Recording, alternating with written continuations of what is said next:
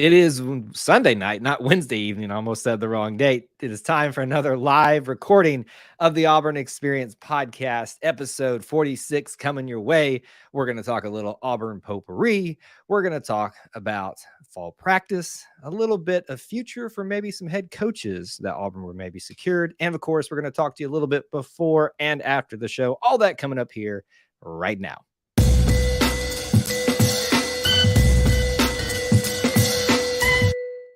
War Eagle Auburn family and War Eagle E2C Network family. We are back in the saddle. Your co-host Kyle Loomis in chair number 1, chair number 2, back in the saddle, Austin Scott. Welcome, sir. War Eagle Kyle, thanks for having me. Looking forward to breaking it all down. Just one more week closer to football season. You continue to bring the great Auburn apparel game to every live stream, and I appreciate that. Thanks. I have my rotation of stuff that I wear. People probably figure that out as many videos as I'm on these days, but you just keep bringing out like the nice hats and the unique looking Auburn shirts. I'm loving this stuff.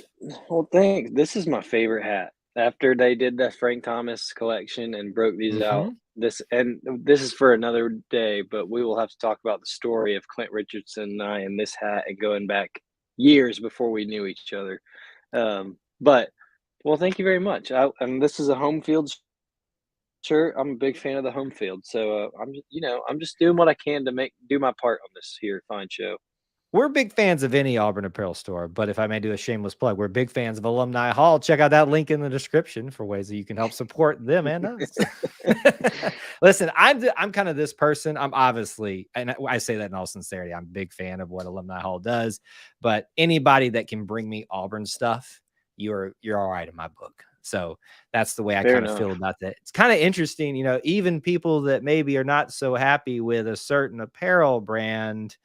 We might talk about that in the potpourri section in a little bit, discuss a few things coming up right now. Yep, I see it in that. But anyway, we would love to start off the show just kind of hanging out with you guys for just a minute here. We'll start in about 3 or 4 minutes. Let us know that you're here. Go ahead and check in with us. Post where you're watching from if you haven't already done that. Your city, your state, international with a War Eagle. And if you got a quick question or comment that you want us to address here before the show starts, go ahead and drop it in now.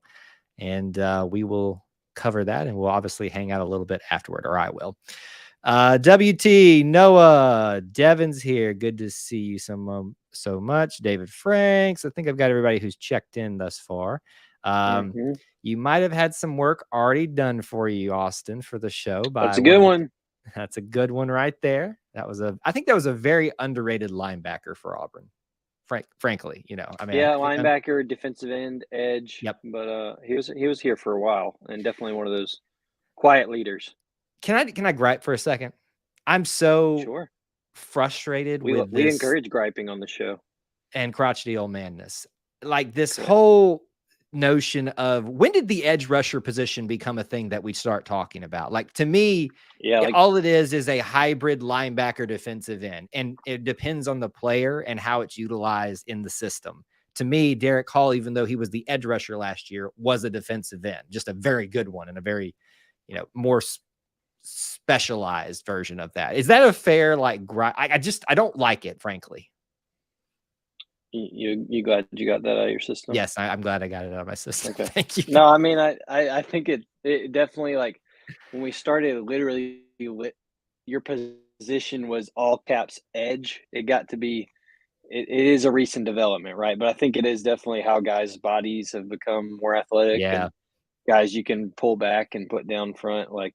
But yeah, like you said, I think Derek Hall was considered an edge, but I can't picture him coming back and playing a little bit of linebacker. Now, he did drop in some coverage at times. Yes, he did. But yeah, it's just it's probably a mix of trendy thing as well as some defensive coordinators have updated their schemes and all sorts of stuff. But if whatever helps you get something off your chest is fine. And listen, it's just one of those things. I felt like when I started doing this channel, we were still mainly talking about defensive ends. Now it's just the edge rusher position. I'm like, why do we got to give another name to it? That's what grinds my gears tonight, and I'm going to stick to it. Michael Trott checking in. Thanks so much for hanging out with us tonight. excited to have gotten Cali tickets today. You making Wow. the trek out there to the dying Pac-12? The dying Pac-12. I mean, am I wrong, sir? I mean, it's not wrong for this No, world. it's not. Cal is still sticking strong in the Pac-12.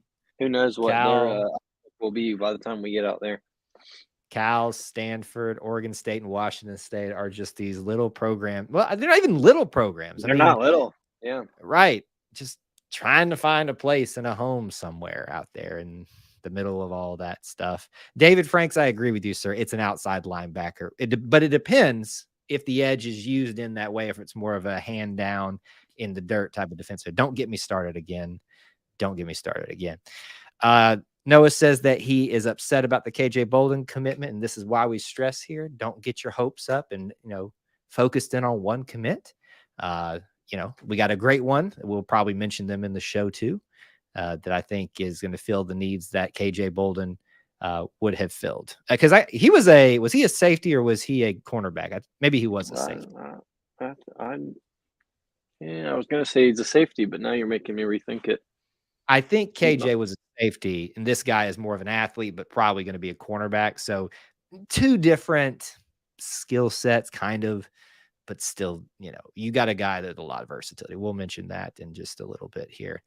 Rob says, I need an E2C shirt to wear. Well, the great thing is here on YouTube, you can see our store right there. You can purchase. I'm doing all the plugs tonight because y'all are just like teeing me up out of the park. We also have a TeePublic store that's listed in the descriptions. It's the same shirts, essentially. It's just different routes. YouTube lets us link them directly below. It should be there right now. And if you join the top level over on Patreon, patreon.com/E2C Network, you get a t-shirt. So there's kind of some ways that you could do that. The Sam Every line. time you say shameless plug, you know what I think about? What do you think about? Is I it think about the show? Rick Of course, yes. Yeah. Yes, shameless plugs. We do plenty of shameless plugs here. But yeah. So, all right, I think we are ready to get started here. We're about 7.5 minutes into the stream already. So again, as a reminder, we will not be addressing a lot, if any, comments during the show. Please stay after if you can. I will hang out with you a bit like a mini Wednesday night show. We're just kind of bounce around to some different topics. 30-minute show, roughly 10-minute segments, potpourri to start off with. And then we'll talk about the first week of fall practice for football and about some promotions and what could be possible head coaches for Auburn in the future. With that being said, sir, are you ready, Mr. Austin Scott? Ready to go. Here we go in 3, 2, 1.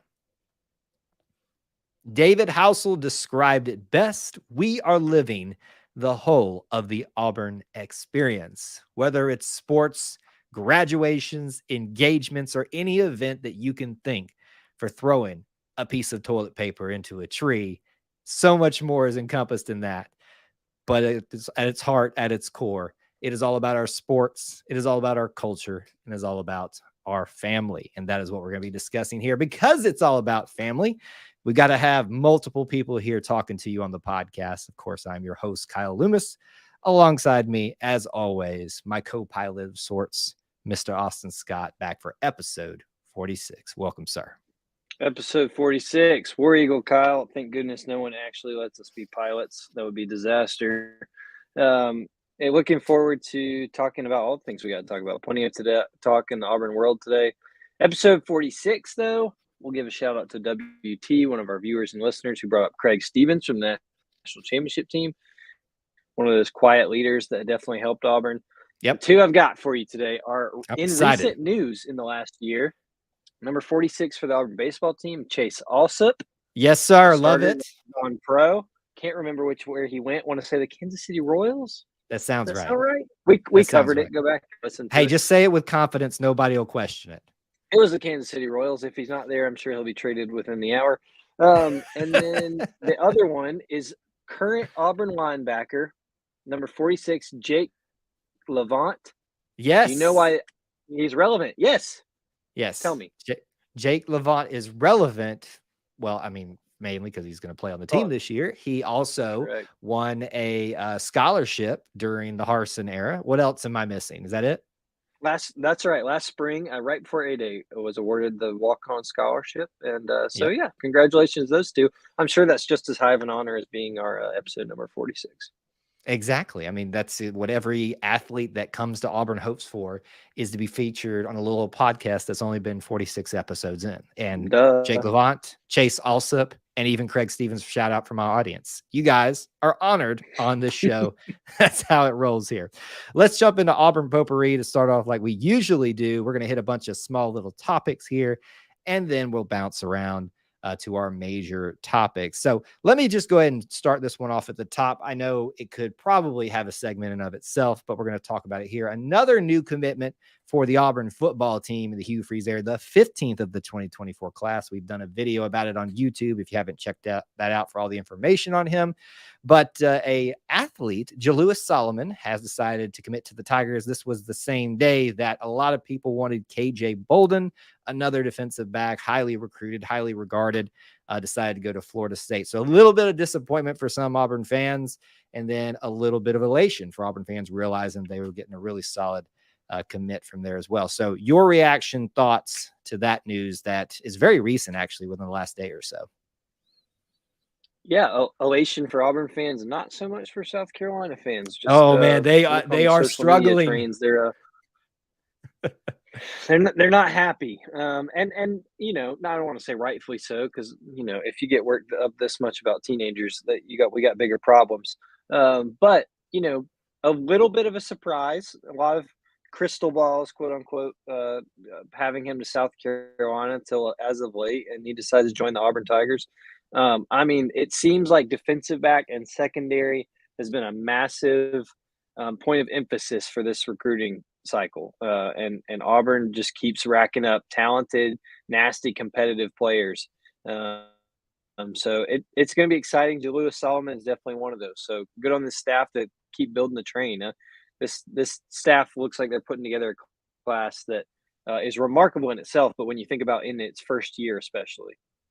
Oh yeah, especially this defensive back class. It is just outstanding, filling all the needs that you have and then some, and also finding some gems, I think. And I don't want people to lose sight of what you got in Jalewis Solomon, even though I know most people are upset that KJ Bolden didn't finish off the incredible hype that was Big Cat Weekend. But still, we are very happy to have him as part of the Auburn family as long as he signs. Another Auburn potpourri, the women's basketball team has just headed off to Europe today. We're recording on a Sunday evening. I think they've already arrived there. I think we got confirmation of that everything was safe and sound. The men's basketball team did a, similar, except they went to Israel last year. I love watching the teams go over and get the experience, Yep. obviously, just of in a different country, but getting to play some international talent as well. So I don't think there's any TV for these games like there was the men games, but I'm happy that they're able to do it, especially in year 3 for Johnny Harris. This is an exciting thing for them. It's one of the better things the NCAA has done is encourage and allow these international trips. I think it's every 4 years, so that these student athletes, because they are student athletes, get a chance for those abroad type experiences. And we saw so much of it documented when the men's team went to Israel last year about how much of the cultural experience they got, as well as playing high quality competition. I'm sure the women's team will get something very similar. So looking forward to seeing the content that comes out of that. Yeah, exactly. Really happy for them. Really excited for what will be hopefully kind of the preseason kickoff for a third year and what I hope to be a very fruitful year for the women's basketball team. You brought up student athletes. Speaking of students, we would be remiss if we at least didn't briefly mention that summer graduation is already happened or upon us. Is it still going on or has it already happened? I can't remember timeline wise. I think it's done. I Right? think we're all done. Yep. Yeah. Yesterday was one of the ceremonies, if not the only one. I think it was one of them. I think they tried to cram it all in yesterday, but congratulations to the graduates. My sister being one of them. Aw. Always exciting to see a new crop of Auburn alumni, and so shout out to Avery Scott, especially for her nursing degree. And as she leaves Auburn, Alabama, I'm very sad. Wait a minute. So she's going to be another Auburn nurse. this is why this is That's significant correct. to me because of my wife, who's I also an do. Auburn nursing. So let's look at this. We just, we have Auburn nurses on both sides of the equation here on the co-host things. I mean, That's the I'm going to next say T-shirt we need to be wearing. we know an Auburn nurse, be feel good because an Auburn nurse. I obviously am very fond of my wife and what she means to me in general, but obviously very proud of what she's done as an Auburn nursing student and now a nursing grad, and done much more in the sense. So congratulations to all that have graduated, and welcome to a very special group amongst the Auburn family. And let's mention one little last interesting note that I feel like we're going to be talking about at some point again. There's always been this discussion around apparel and Auburn's apparel deals with certain groups. As Austin, if you're watching live, turns his head awkwardly to the side, which was really creepy. It almost looked like something from like The Exorcist or something. You were like just a certain apparel brand came to town to see the football team and Hugh Freeze, and boy, did we watch the Auburn family, some at least, lose their collective minds about the prospect of them coming to potentially pave the way for maybe a renewal. Your thoughts and reactions to that revelation of a visit from the head of Under Armour?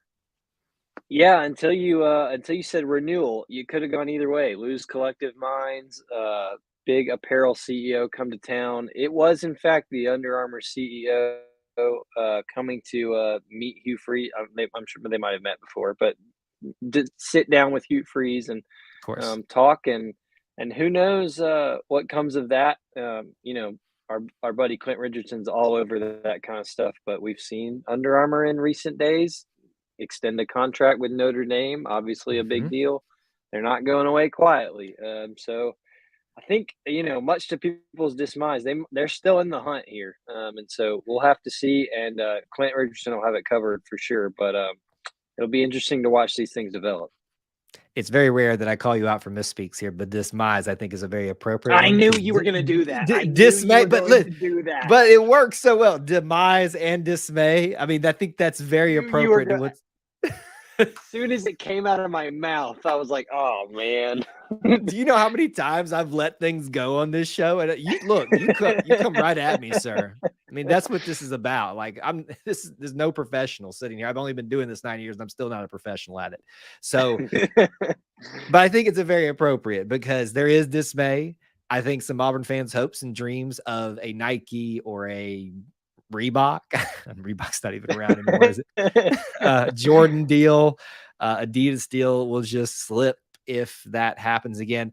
I think we will be talking about this again. I will just say this. I am okay with Under Armour, frankly. I know that makes a lot of enemies for me voicing that opinion, but we'll talk about that in some more detail. Just know things is happening, and we'll see what happens if anything comes of it.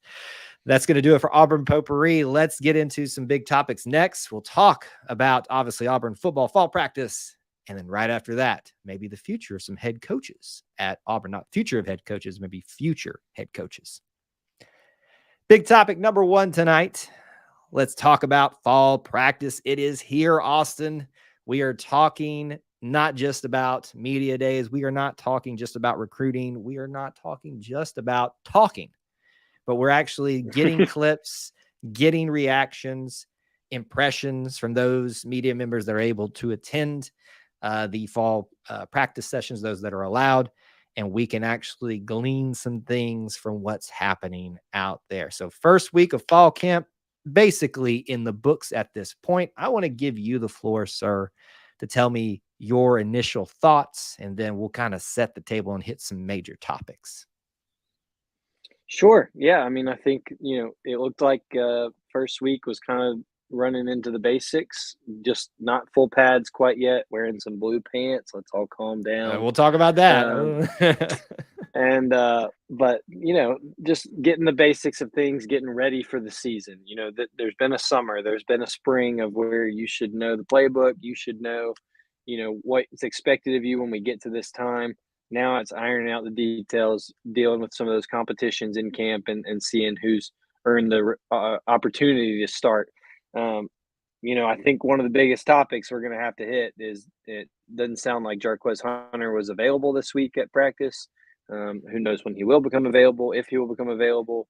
But that I think when you read into, and we're always big, Kyle, about reading and listening about of the head coach's press conference. There's confidence in that running back room, in the leadership of it, and Yep. in the talent. So, in Damari Alston, Brian Batty, not sure. Body. And I so believe it's body. Body, thank you. Well, look, we're strike three, you're out. And so I think that there's plenty to go around and look at. Looks like maybe this week we'll start to whittle some of those competitions down and see where we stand. Mhm. But yeah, I mean, pretty typical Right. from the start, I think. I think the big things you kind of hit and laid out there for the first week of fall camp is we were all waiting to see confirmation of Jarquez Hunter. Was he going to be there? Was he not? We know the answer to that now. We'll talk about it in a second. The blue pants, a bit of a stir that caused amongst How other about it? apparel news this week. Yeah. And then obviously, the quarterback race, even though you can't really take a lot away from that at this point, at least that's just the major focal point right now. Um, but I also want to say that I think it's a good report that it seemed Coach Freeze in his opening press conference indicated that we're healthy across the board, minus some typical nagging little things here or True. there. That's a good report to start fall camp. We'll see how it looks when we get done. Feels like there's always a major, I'm knocking on wood right now, folks, a major injury that kind of, sours fall camp a little bit. So hopefully that's not the case. And I didn't just jinx us. You can all at me if I ruin things for us. Let's talk about Jarquez Hunter. Obviously, it is the big thing on the table. We were all waiting for confirmation of what was happening. I had it in my mind convinced myself that he was going to be out there practicing and that whatever alleged things had happened requiring alleged punishments would have taken place once the season started. That doesn't seem to be the case. And we don't even know the reason technically. There has been nothing said what's going on. He is just not here on the team. Coach Hugh Freeze said that he will not discuss matters that are internal about team rules and things like that. So that's basically the confirmation you need that is in relation to that incident. Were you shocked that he was not out there? A little bit, yeah, I was. I thought that, sounded like when everything went down, he was away from the team for a while. There was all plenty of indefinite suspension talk among the team. Um, and I thought that maybe that had run its course now that we got to fall camp, and maybe once the start of the season would be the time to finish out the punishment and everything would be good to go from there.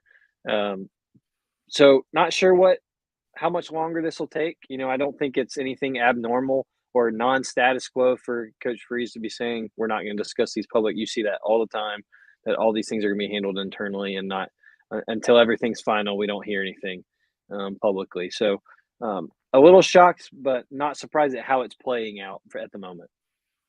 Yeah, I was shocked that he was not out there, but I would rather whatever needs to take place to address the situation start now, Yeah, and that I think brings more hope that there will be less of an issue when the season starts. And I'm not saying that he's going to come out there and play in game one, but it is nice to see. Not nice. It's a difficult way to kind of word around this, make a word salad out of this, because you want, if there was something wrong done, you want it to be addressed. You want there to be, a response to that.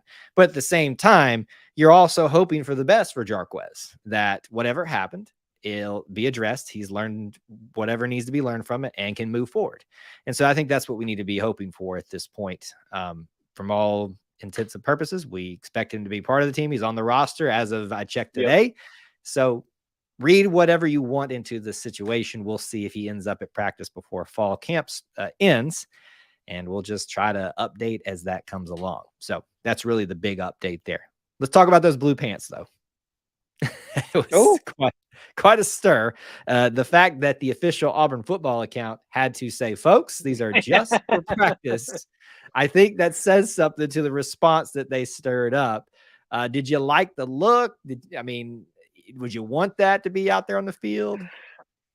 Kyle, I've never been super behind blue pants. I just don't think that I've never thought it would look really good. with the way Auburn is constructed currently. Like, I think it would have to be, if you include blue pants, a pretty big overhaul. I didn't hate them.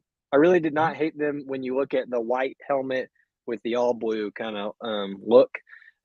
Obviously, they're a little shorter, right? They're more like they're not as Not short as as the short as those Auburn other football ones, though, game from has the gone past. before. Yeah.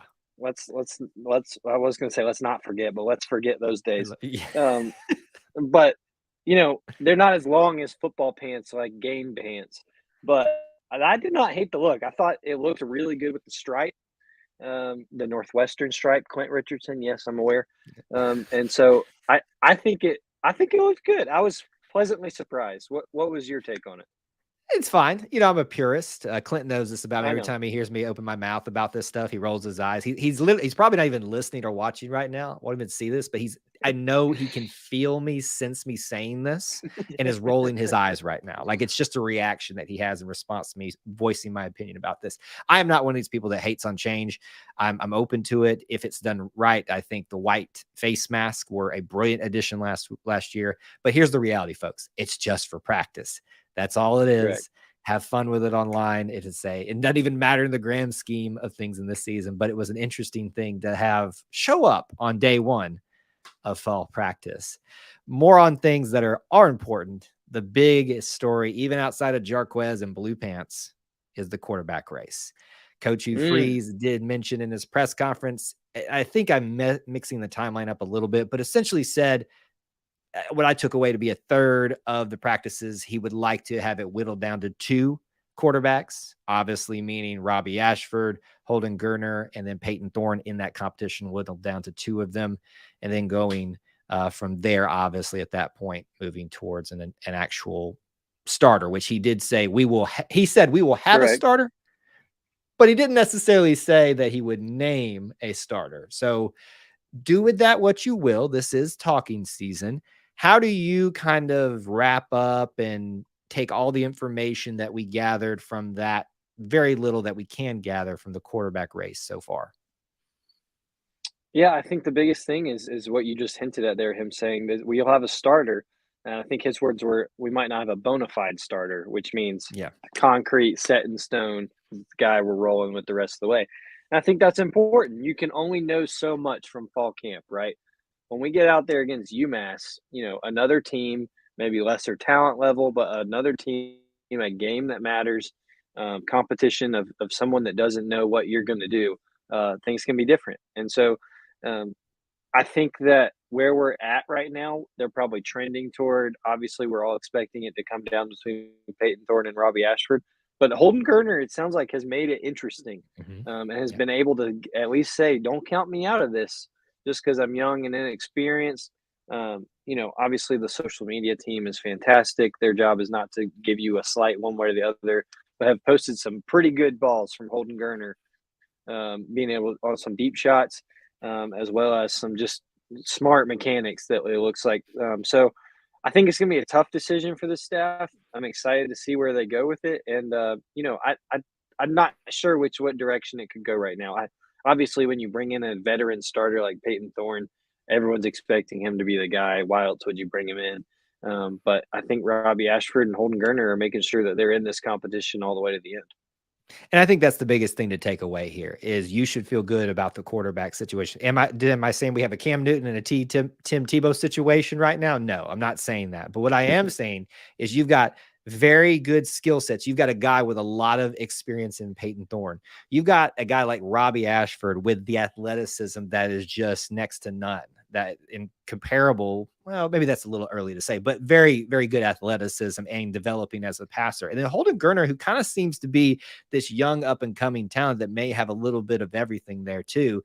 So Auburn fans should feel good about the quarterback battle. We will watch and see if we get any extra updates by the time we do another episode.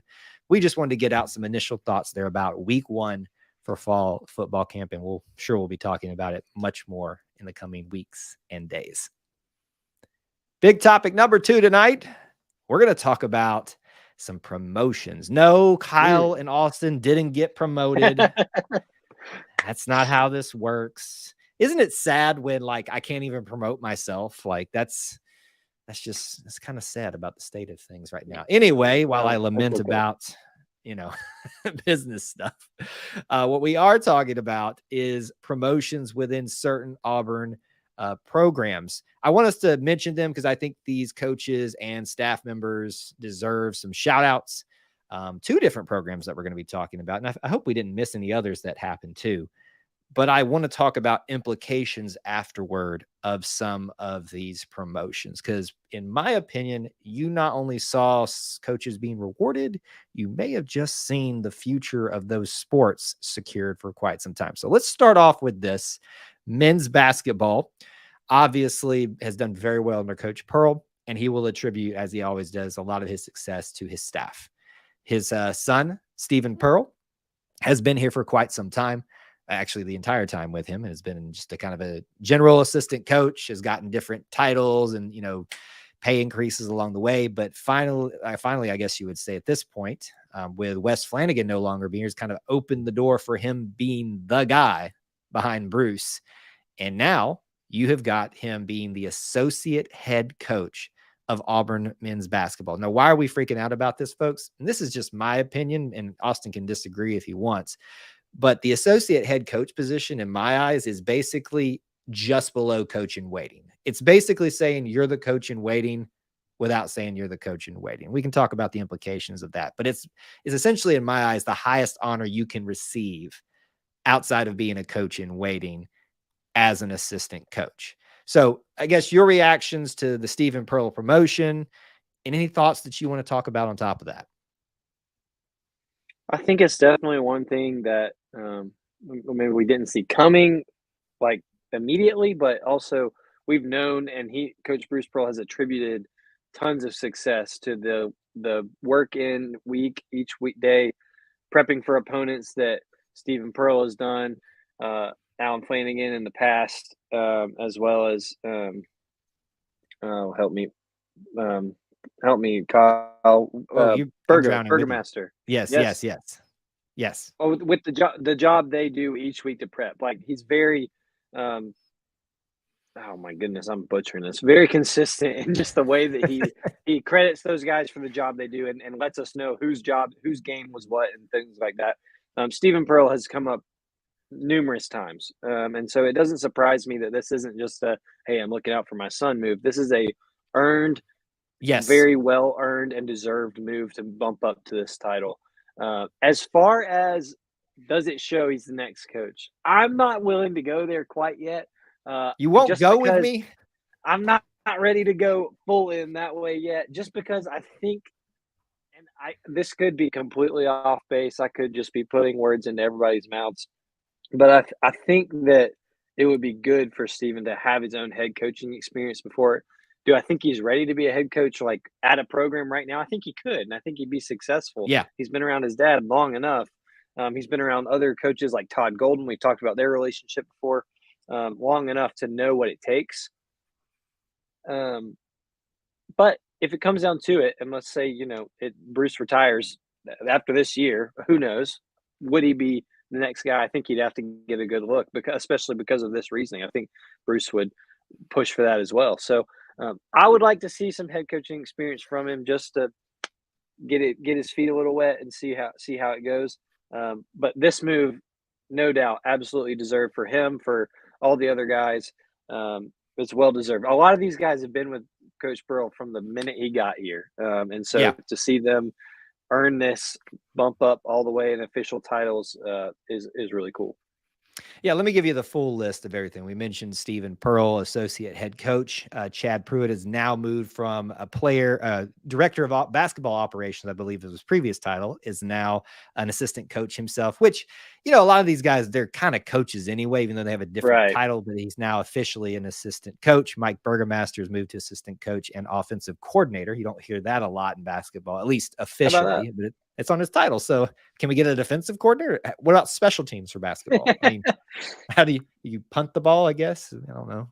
What is special teams for basketball? What would you put that in? I don't know. That's we'll have to think about trick plays, lob plays. Ooh, inbounds. That's what special teams Right. is. That's what it is. Like Okay. all of the stuff that happens, not well, obviously defensively and obviously, duh, Kyle, but inbounds, things of that nature. The tip off, that is special teams because that's There you fighting go. for Okay. possession of the ball. Anyway, also Ian Borders received a promotion. The text I have in front of me is very small, so I cannot. Director of scouting, and then the new basketball operations guy, Maddox Jeffries, promotions for all of those guys. Very much deserving. I'm going to go out on a limb and stay with, I think Stephen Pearl is the next head coach at Auburn.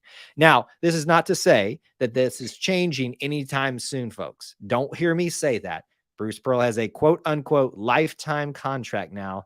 And there's been some speculation that maybe part of that negotiation may have been securing the future of what Bruce has built here. You read into that what you want. I would also love to see Steven get some head coaching experience. Can I remind you, though, sir, he is 1-0 as an Auburn head coach. He is. You are correct. As is Ira Bowman, if I remember correctly. It was actually Wes Flanagan, but he's not here anymore. So. Wes. You know what? I said Allen earlier too. Why didn't you stop me? You're Listen, gonna have to there's start only keeping so a many tally, things. Kyle. Episode 46 is going to be known where Austin made a mistake. Several. Anyway, but we're very happy for Steven, very happy for all of these coaches and staff members that receive much deserved promotions for that. I want to switch gears in the same topic realm as well to softball. And a lot of people will know right now our head coach is Mickey Dean. And, just to be frank, I'm not going to sit here and beat around the bush. There's a lot of discussions about who's happy with what's happened, has he done enough, and things like that. And so I want to put that out there and say we're acknowledging that part of it. But this discussion is not about trying to replace him, but it is, in my opinion, a sign that Auburn may be securing the future of softball. Emily Carasoni, just like with Stephen Pearl, was named associate head coach. She has been here for a long time as well, since Mickey Dean has brought her over as an assistant coach. And you will know her as very famously being part of that almost championship team. She is a fan favorite and is obviously a great assistant coach, now an associate head coach. So congratulations to her. It is my opinion, Austin, that she also, given what I said about the associate head coach job, has essentially, when I say secured to, I want to clarify. I'm not saying like it's a definitive fact they're going to stay, but it's like almost acknowledging this person's ready to be a head coach if the opportunity arrives, especially here, maybe. So I guess any thoughts about Emily Carasoni? Does your mind change about that situation? Anything? I like the way you put that they are capable now, not necessarily that it's a next step inevitable thing. Yeah, I think when I saw Emily Carasoni bumped up, I felt super proud and super excited for her. She has worked her way up all the way from, as a leader on that Women's College World Series team. You already feel like some of those seniors were already helping and coaching a lot because a lot of that was leadership of upperclassmen. And then she has kind of seamlessly transitioned into coaching with this Auburn team, and has been a big asset to them. So, yeah, incredibly well deserved. Could definitely see her, possibly being that next step whenever her time comes. If not at Auburn, somewhere in the SEC. But I would love for it to be with us. That would be fantastic, and I think she'd do a great job. I think it would, this situation too, almost warrants it because there's not a lot of history with Auburn softball. It's one of the younger Right. programs. I can name you the head coaches right now: Tina Dees, Clint Myers, and Mickey Dean. I mean that's it. Correct. Yeah. So that's the history. And granted, that's a long history still, even though it's a young program. But it kind of feels like we could, once Mickey Dean's time here is done. And look, I am hoping and rooting for everything to continue the direction it's going right now, staying in the tournament every year and being competitive in SEC play, which is all you can ask for because it's highly competitive. Going to Clemson every year. That's not even his fault. But I would love to see Emily Carasoni be the head coach of women's softball one day here at Auburn and have her honored not just as a player but as a coach, because we lived this with Cadillac this year, even on an interim basis. And think about how cool that was to see your heroes on the field carry the mantle of I am the leader of this program. That's something very special. And I hope someday, maybe off in the distant future, that's in the cards for Emily. Yeah, I mean, I think that's cool. I think back to something that was really prevalent when we were a little bit younger with Michigan. The University of Michigan was always looking for their Michigan man to lead the football program. They prefer people that went to Michigan for their coaching positions. Um, I've never been one to say we need someone that went to Auburn for sure because I think that Sure. you kind of limit yourself of Yep. getting the best candidate no matter what. But in the same vein, if you look at all things even, and then there's an Auburn grad and someone who's already put their mark on this program, and whether as a player or as a former assistant or things like that, that definitely helps. And so I would love to see more of that as well. And it looks like for Emily, things are kind of moving that way. And Mhm. she's setting herself up for success somewhere along the line. Hopefully, it's at Auburn. It's definitely a much deserved promotion and maybe the first step in becoming a head coach someday for somebody. And maybe it is for Auburn. But for right now, we are just so grateful for her and glad that she got this promotion. We are grateful for Stephen Pearl, for all the other assistants for basketball that received promotions, and anybody that we missed tonight. Just it's a good feeling right now in several programs that they're heading in the right directions with really great staff members on them right now. So you should be proud if you are an Auburn Tigers fan.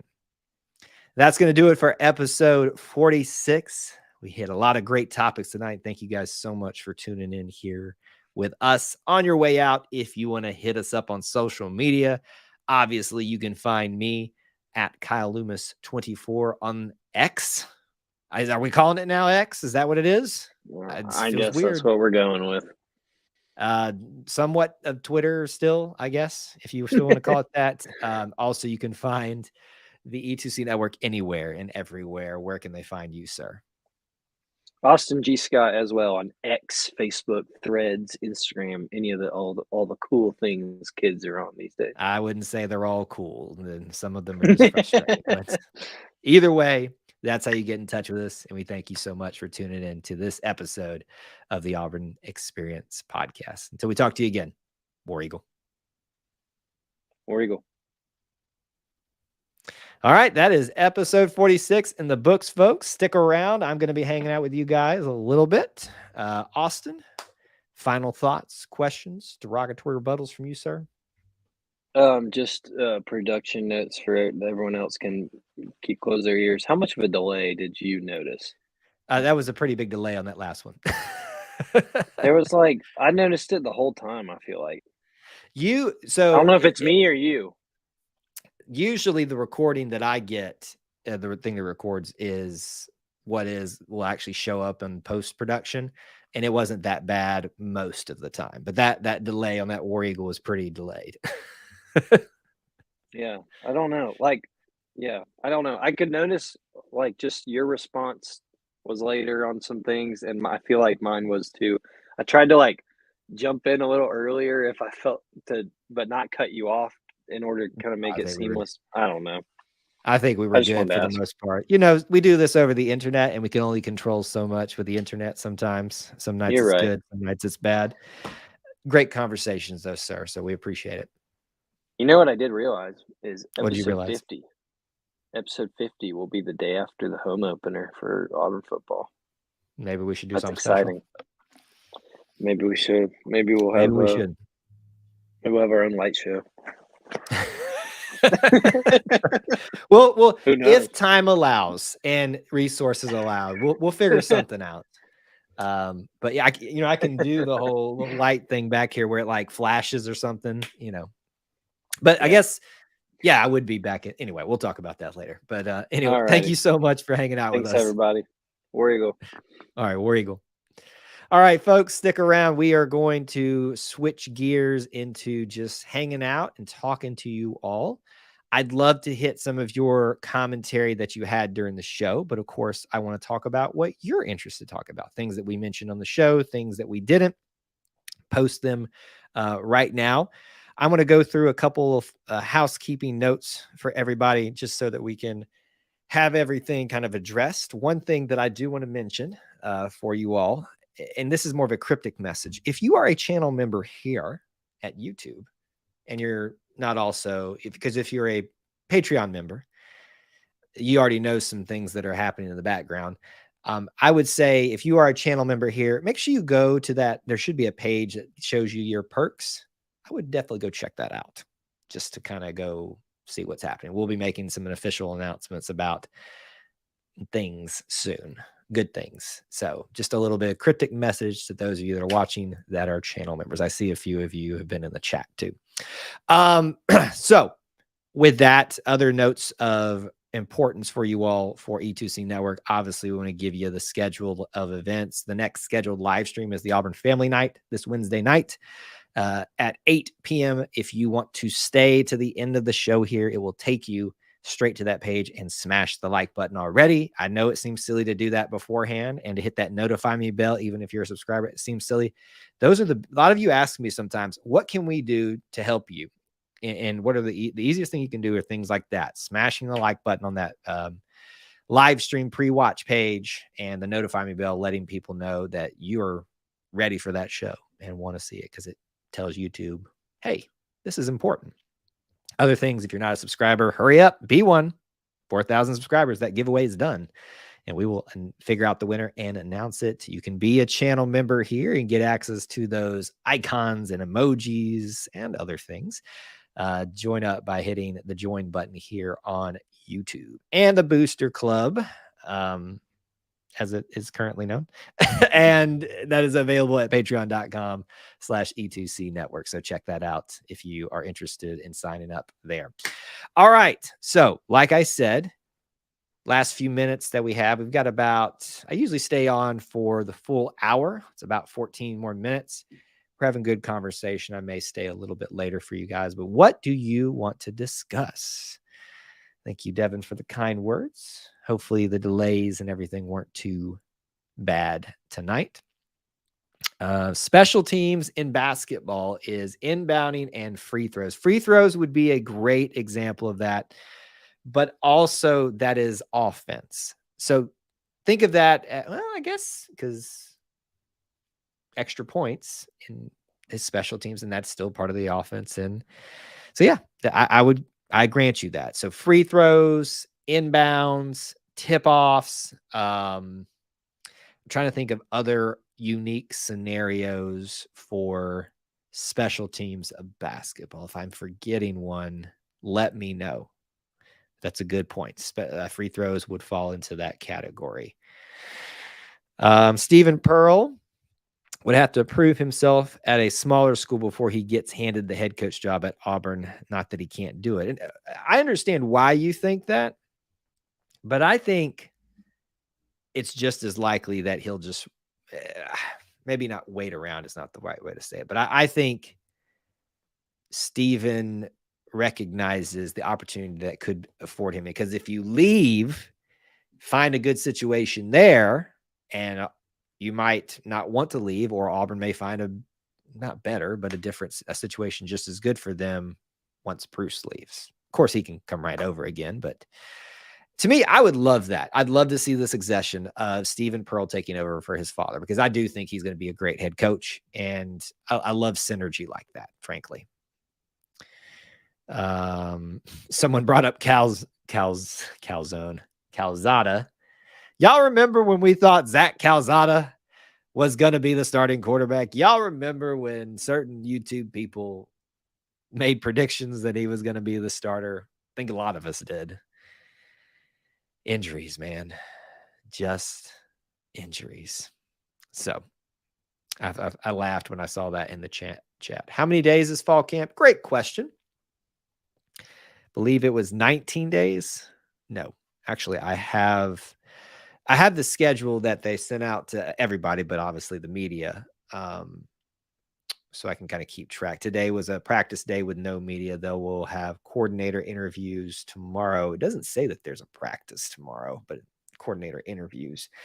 So I think we've had Thursday, Friday, Saturday, and now Sunday So that's 4 days, which leaves now 5, 6, 7, 8, 9, 10, 11, 12, 13, 14, 15, 16, 17. So I was 2 off. 17 days of fall practice. Now, not all of those days of practices. There are some clear days where they say no practice, other days where it's confusing if it is or not. It's a great question, though. But 17 total days leading up to about 2 weeks before the season starts. That last scheduled practice will be a scrimmage in the stadium, no media viewing, and then that'll be 2 weeks to kick off, folks.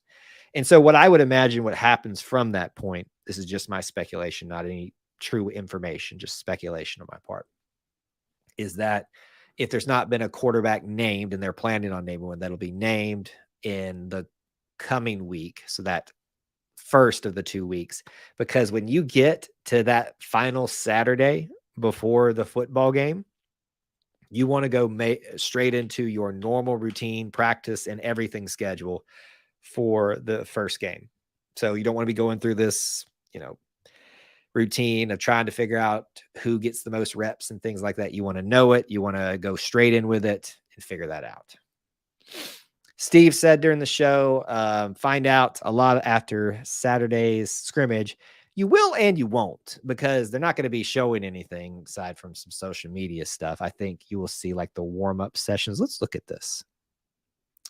Let's look at it. Scrimmage at the stadium. Media can view individual drills. So that's not going to show you really anything.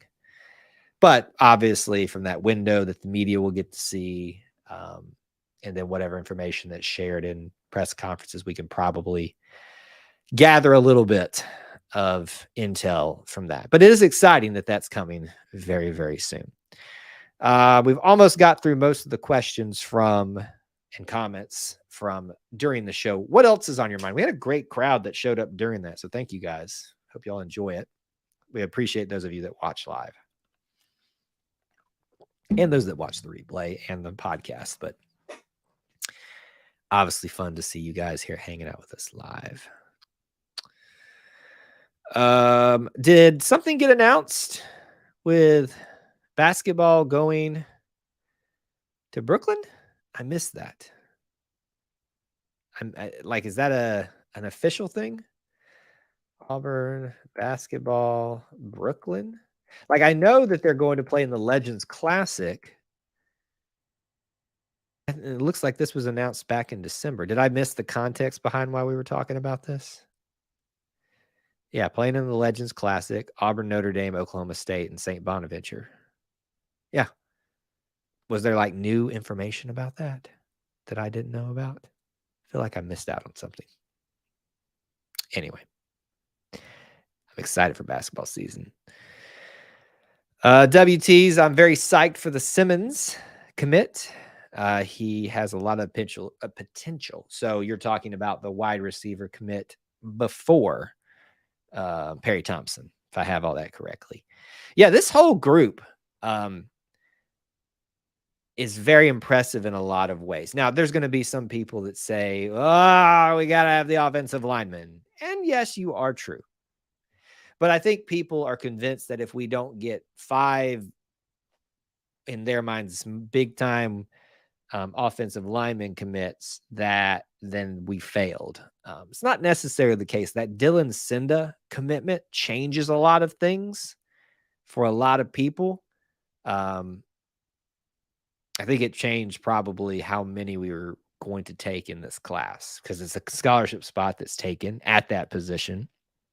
And kind of sets you up nicely for a crop of young guys so there's going to be a lot of seniors, especially these one-time season guys that come in this season that leave after this year. And then after that, some juniors that have been here for a while. And after they're gone, then you've got this next group that's kind of been building up behind them. That's going to be the next wave. And so I'm probably wrong on this. This is just my speculation, but I feel like this year you're going to see 3, maybe 4 offensive linemen. And some of those will probably not be guys that everybody gets super hyped about just because everybody gets too focused on stars. But next year, probably be time for another big wave of offensive linemen. Just my opinion. Oh, someone was asking where basketball was going. Okay. I thought I missed some big announcement. I was like, I thought we already talked about this like months ago. But yes, that was back in December. The commit we stole from South Carolina was also huge. We can develop into a beast. When you're athletic as he seems to be, yes. I'm not so certain we're not going to see this dude fill out, get into a college program, and turn into a safety. Not that safeties are that much bigger than cornerbacks. They tend to be a little bit heavier, maybe in some cases a tad bit taller, which he's on the some sites have him listed at 6 foot, some have him at 6'1". You know, if he gets closer to that 200-pound range, he might be a really decent safety. I'm not an expert in talent analysis, but I could see it. You know, this as much as there is to talk about in these shows, sometimes it frustrates me when we forget to talk about things like this. We should have talked about expansion of college football playoffs. We might, if there's not big topics outside of an update of a second week of fall practice, we might discuss that next week as our big topic, because I am interested in that about conference expansion and things like that. Has there been a decision on how the expanded football playoffs will be handled? No, because there's so much. I mean, not that I've seen, because there's been so much weird conference expansion stuff going on. I mean, Washington State, Oregon State, Cal and Stanford got to figure themselves out with the Pac-12. I think at this point it would be beneficial for the Mountain West to merge with the Pac-12 remainder to kind of survive at this point, which effectively reduces the Pac-12 or keeps the Mountain West still at that non-Power 5, even with those additions. But it makes them more formidable.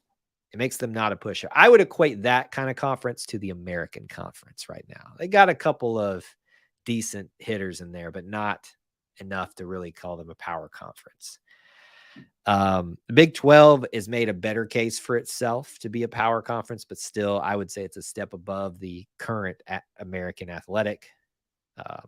Can't shy away from teams like Oklahoma State and TCU and Texas Tech and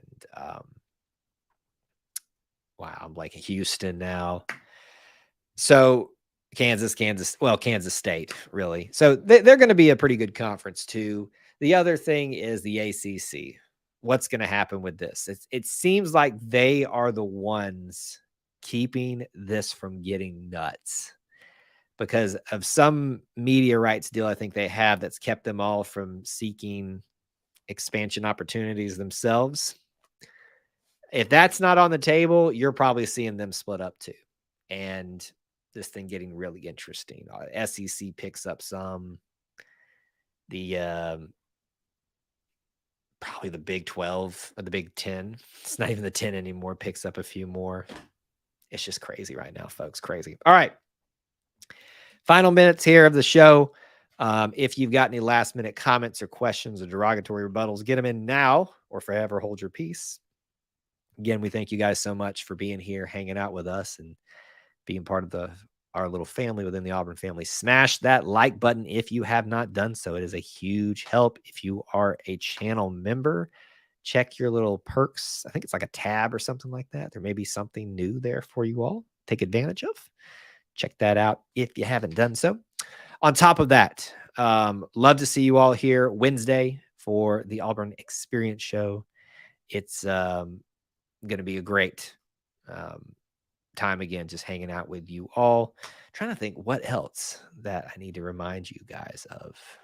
That's about it. I'm super excited for the upcoming season. Obviously, there's excitement returning here on the channel. A lot of you have been gone for a little bit or feeling like it's time to come back into the fold, seeing some faces we haven't seen in a while, and just very excited for what's going to be a much better, I hope, athletic calendar year than it was last year. There were some great moments last year, but not as many as we had hoped, with some underperforming in most eyes programs.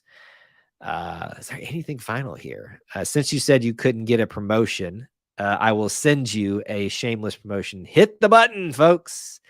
Thank you so much. I appreciate that. We may not be the best, but we're up there. I appreciate the kind words as always, WT. And we appreciate you all being here and hanging out with us. All right. Thank you guys so much. I'll see you next Sunday evening if you're back here for this, but hopefully it's Wednesday at 8 p.m. Eastern time. Stay tuned to the channel because you never know what's going to happen and you never know what we might be talking about next here at E2C Network, where we share the whole Auburn experience. War Eagle.